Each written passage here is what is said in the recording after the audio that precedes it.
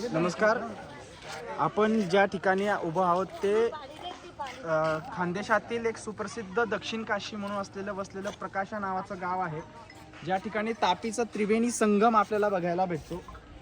तापी, गोमाई आणि पुलिंदा अशा 3 नद्यांचा संगम या ठिकाणी आहे. त्या ठिकाणी संगमेश्वर नावाने एक प्राचीन महादेवाचं मंदिर देखील आहे, जे 16व्या-17व्या शतकामध्ये कदंबांड्यांच्या हस्ते जीर्णोद्धारित झालेलं आहे.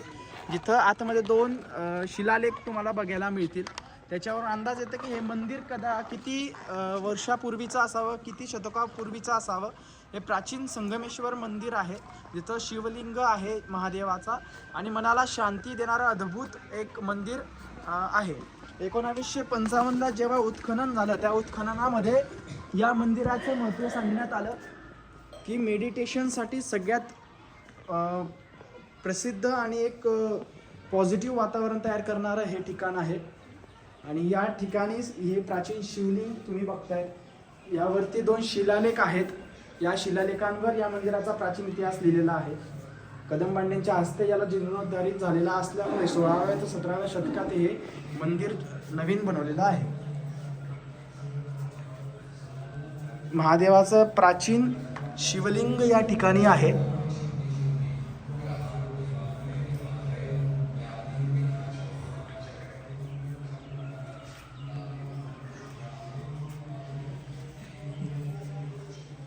तापी, गोमाई आणि पुलिंदा अशा 3 नद्यांच्या संगमावर वसलेलं हे संगमेश्वर महादेवाचं मंदिर आपण या ठिकाणी पाहिलं आहे.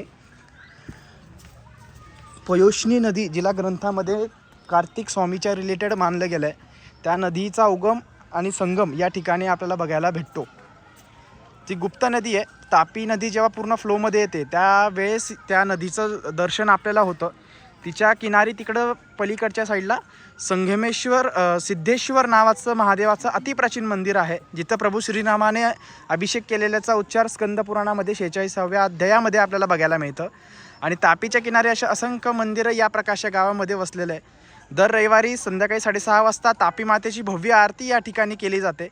आणि गावामध्ये असे 108 महादेव मंदिर आणि एकूण 200+ वेगवेगळ्या देवांचे मंदिरं आपल्याला बघायला भेटतात. असं दक्षिण काशी म्हणून प्रसिद्ध असलेलं प्रकाशा गाव या ठिकाणी आपल्याला बघायला मिळतं आहे.